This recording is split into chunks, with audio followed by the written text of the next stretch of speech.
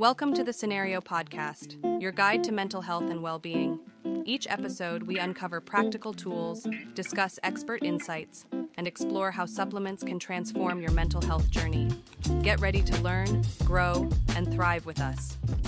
Okay, so today we're going deep on something I think we've all wrestled with at some point, especially if you're the type who loves to travel and wants to really experience new places. It's that dreaded jet lag. Oh yeah, jet lag. It's definitely a thing. You land in this amazing new spot, you're hyped to explore, but your body's like, nope, it's 3 a.m., snack time back home. And your brain feels like it's running on fumes. And for our listeners who we know love to get right to the good stuff, figuring out jet lag isn't just about surviving your next trip. It's about making the most of every minute you're there, right? We're going to break down exactly why it makes you feel so out of whack, and most importantly, what you can actually do about it based on all the research we've dug into. Exactly. We want you to feel like you have this toolkit of strategies so you can hit the ground running, feeling sharp and ready to go, not stuck in that weird fog of your body being totally off from the actual time and place you're in. Yep, totally. Like when your stomach's growling for lunch and everyone around you is having their afternoon tea. That's the worst. So let's dive in. First things first. What exactly is jet lag in the first place? So basically, jet lag is this short-term condition, right? It happens when your internal clock, that rhythm your body naturally runs on, gets out of sync with the time in your new location. Like your internal clock is still set to Pacific time, but you're suddenly in London. Exactly. And from what we've found, it usually starts to become really noticeable when you cross 3 or more time zones. Makes sense. The further you jump, the more confused your body must get. Right. And here's a key thing. It seems like our bodies have a harder time adjusting when we travel east, shortening the day, compared to traveling west, which kind of stretches it out. We'll get into why that matters when we talk about how to recover. That's so interesting. Is there a reason why shortening the day is tougher on our system than lengthening it? Yeah, it has to do with how our natural circadian rhythm works. Our bodies actually prefer a day that's a little longer than 24 hours, so traveling west kind of lets us lean into that natural tendency. Okay, so our internal clock is already running a bit slow. Exactly. But when we travel east, we're forcing it to speed up, wake up earlier than it wants to, and that's what throws things off so much. But the core issue, no matter which way you travel, is that your body is still trying to stick to its old schedule of when to sleep and eat, even though the outside world is operating on a totally different one. Which brings us to the big question. What's actually happening inside us that creates this jet lag chaos? It's got to be more than just being tired from the flight, right? Oh, for sure. The main culprit, as we've seen in the research, is the disruption of your circadian rhythm. That's like your body's master clock. So it controls when we feel tired, when we wake up. It controls everything: sleep, hormone release, even body temperature, like your internal conductor, making sure everything runs smoothly. And when you cross time zones, that conductor suddenly has no idea what tempo to follow. It's like trying to dance to two different songs playing at the same time. No wonder you feel off. Right. And this internal clock is really sensitive to external cues, with sunlight being the most powerful one.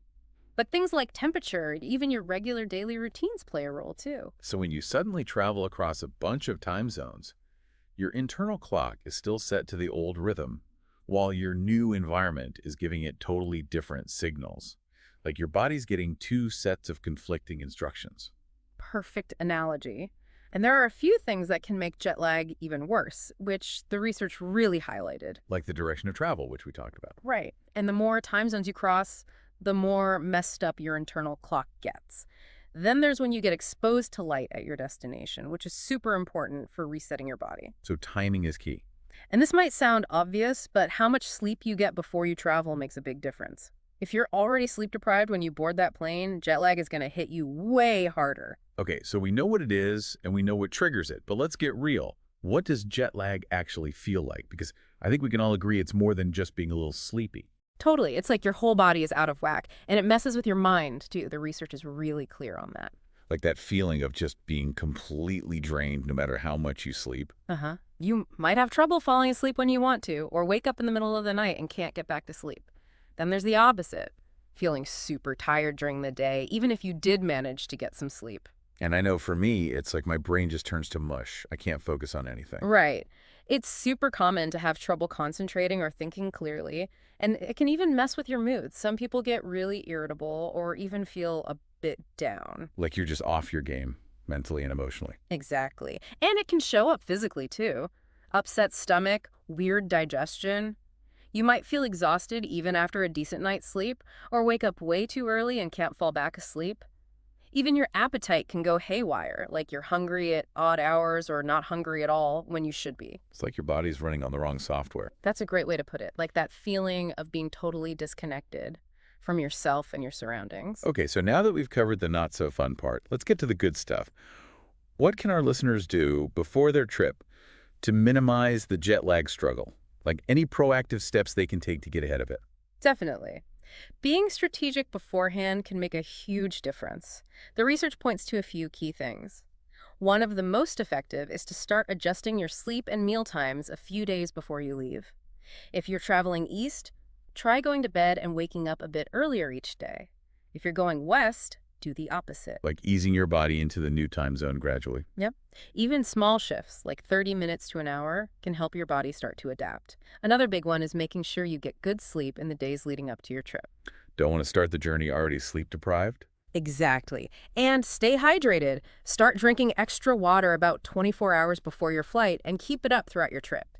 Dehydration can make jet lag way worse. Oh, and try to cut back on caffeine and alcohol before you travel.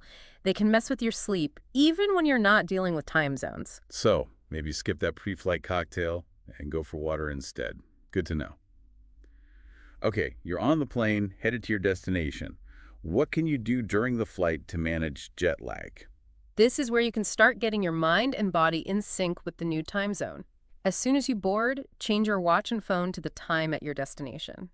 It sounds simple, but it helps you start thinking on the new schedule.